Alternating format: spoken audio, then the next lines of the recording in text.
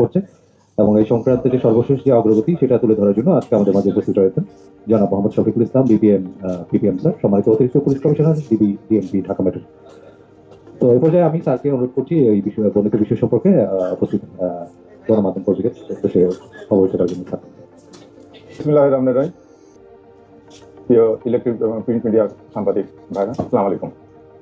আপনারা সবাই অবগত আছেন যে সম্প্রতিকালে জামায়াতে ইসলামী বাংলাদেশের আমিরের এক্সআইডি হ্যাক সংক্রান্তে দলটির পক্ষ থেকে রাজধানী হাতিঝিল থানায় একটি সাধারণ ডায়েরি করে।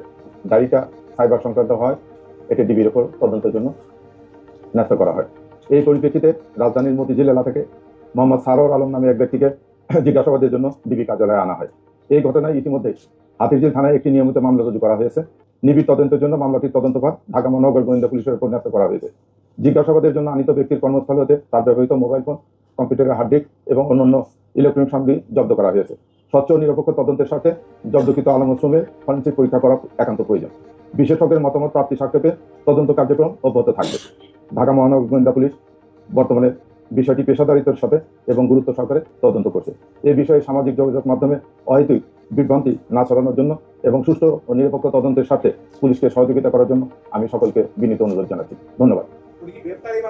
আচ্ছা, প্রশ্ন আপনারা টু দ্য পয়েন্ট করবেন এবং প্রশ্ন রিপিট না করার জন্য বিনীত অনুরোধ জানাচ্ছি। প্রাসঙ্গিক প্রশ্ন করেন। জি, কালকে মধ্যরাত্রে আজকে মামলা যখন হয়েছে গ্রেপ্তার দেখাচ্ছে হাতিঝিল থানা। জি, তার কর্তৃপক্ষ থেকে, রাষ্ট্রপতির ইয়ে থেকে, সচিবালয় থেকে তার জন্য হাতিঝিল থানাকে পারমিশন নিয়ে আসে। না, এখন যেহেতু মামলা হয়েছে জিডিটার সঙ্গে মার্চ হয়ে যাবে। একই থানায় তো মামলা এবং জিডি হয়েছে, বুঝছেন? এটা তদন্ত করে ফরেনসিক রিপোর্ট না আসলে তো বলা যাবে না।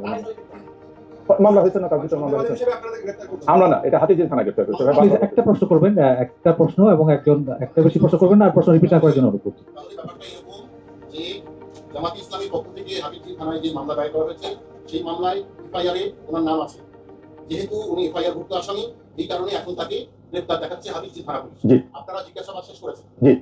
তার ব্যবহৃত যে ডিভাইসগুলো আছে সেগুলো সিজ করে আপনারা ফরেনসিক পরীক্ষার জন্য পাঠাবেন।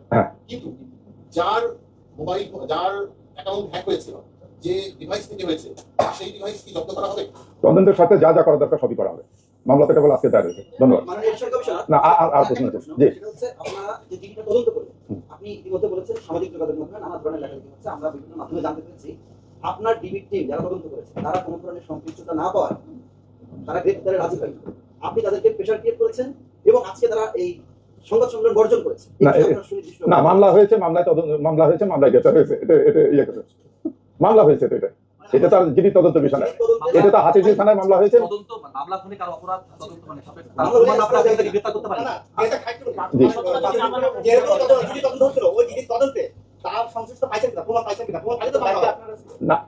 তারপরে যেহেতু মামলা হয়েছে এখন তো এটা সব একসঙ্গে মার্চ হবে। না, যথেষ্ট প্রমাণ আছে। ঠিক আছে, ধন্যবাদ। ধন্যবাদ। এটা স্যার বলেছেন